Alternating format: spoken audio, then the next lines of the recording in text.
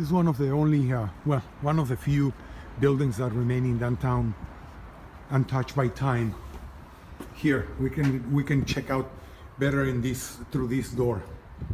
There's the beams, there's the pillars, the brick all around, just kind of like filling in. The floor, concrete with rebar. Come on, focus, you piece of shit. God damn, you piece of crap. Continuing on, there's the trash bin, the pillar, the concrete floors and roofs with rebar, the damage by the bombs.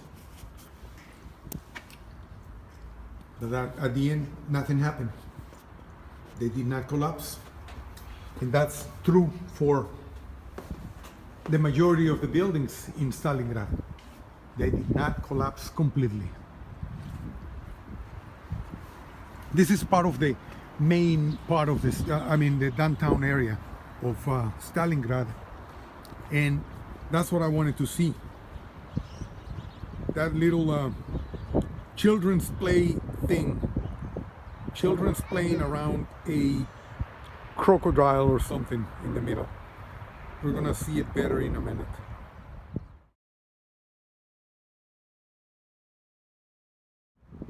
The flour mill ruined.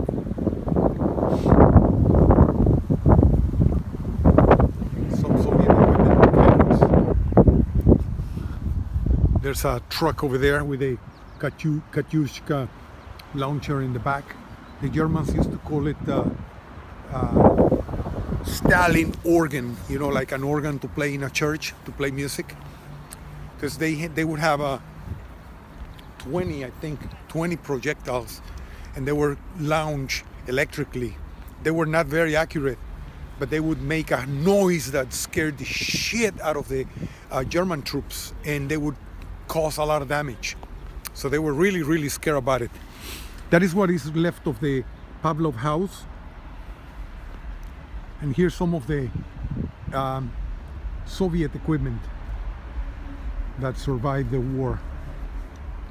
Again, the mill on our right-hand side, the ruin of the mill. You can see right there on that part of the mill. There's some of the concrete collapsed floor and beams on the ceiling. But it was very rare. Also, right there, you can tell, you can see the concrete, how it differs from the color of the brick, obviously. And there's some of those cannons, like, look at this motherfucker. Look at this, the damage that this thing could have made, you know? Amazing. And look at this little thing. Like a little machine gun cart. It's not very thick, the armor on it. There's the access door, the driver, and one guy on the machine gun on the top. One of those little tanks that the T-26 that the Soviet Union started the war with. Not very reliable, not very strong, not very protective of its crew. The T-60, low profile. I don't see a cannon, there's only a machine gun on top. This thing that looks like a Inspector Gadget little car with a machine gun on top, and the Katyushka. It still is missing the top, because they used to have two stories, two racks of rocket launchers. They were launched by electrically, and they would create havoc in the other side. Not very accurate, but they scared the shit out of the fucking troops on the other side.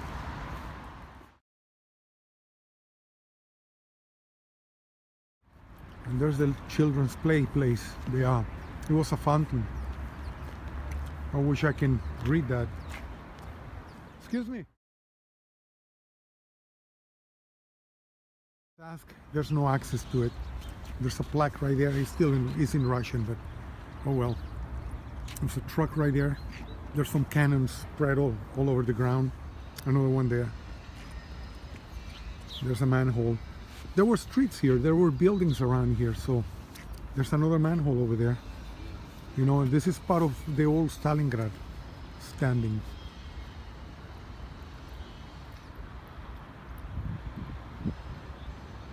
This was part of downtown.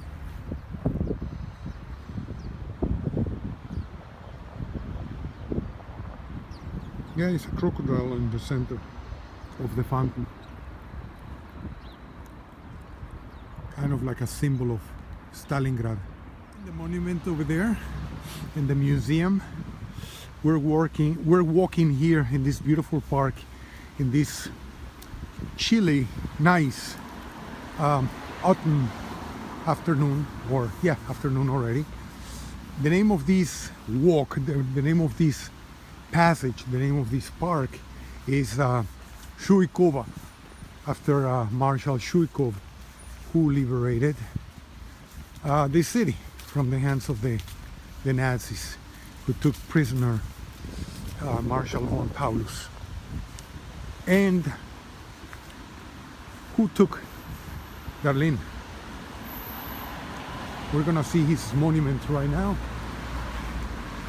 It's somewhere around here. Obviously not there. The Volga runs down there.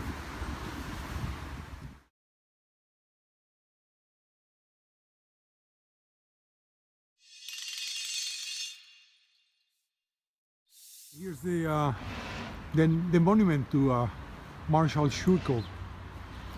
The three branches hiding his name, but there it is. Marshal Shuikov himself, the man, the legend, only obscured by the envy of Comrade Stalin when he saw that he had too much popularity. He was too popular with the people, so afraid he would take his place, they sent him away of the capital on behind a desk, and he just did not shine anymore in the Soviet Union, thanks to that sick bastard Stalin. That's why his fucking statues are nowhere in the Soviet Union. He's a fucking killer. Anyways, there's Marshal Shuikov, the man, the legend. Of course, a lot of people died because of him, but hey, wars are wars.